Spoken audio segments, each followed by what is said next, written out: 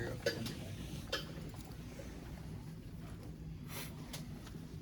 What do you think the difference was between, you guys the first quarter where you kind of shut them down, 14 minutes out, first down, and then obviously second half kind of an avalanche? What happened there? Do you feel like what was the difference? Man, I just think that we let up so many explosive plays.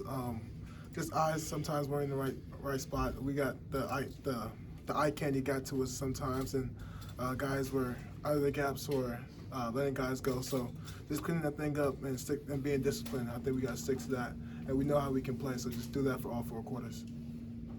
The explosive plays are not something new. Like, are you spotting anything kind of consistently happening on those plays over the last several games? I would say so. It's more like I would say, discipline thing.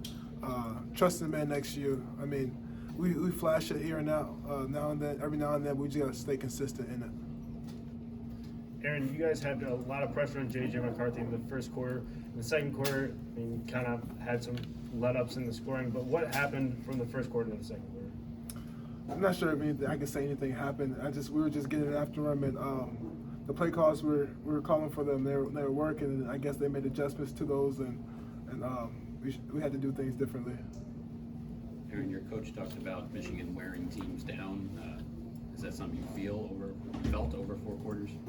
I mean, as the game went on, they scored more points. Me personally, I feel like they stayed the same. I don't think they were wearing me or the defense down. We just letting up plays that we had to clean up. With the continued struggles of the offense, how do you guys as a defense need to pick up that load at times?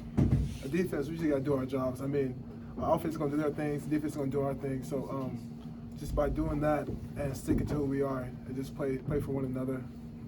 How are you trying to keep the locker room together? I mean, these are tough losses, and these kind of things kind of build. How do you keep the guys together, keep them motivated? You as a leader, Linnell said that you're one of the guys leading the charge on that.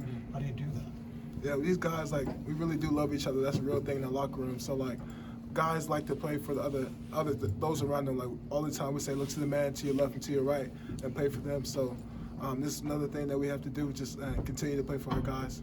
But is it hard when you guys kind of have these setbacks and kind of continue to struggle? I mean, is it hard to keep those guys together? Is it hard to sort of face that?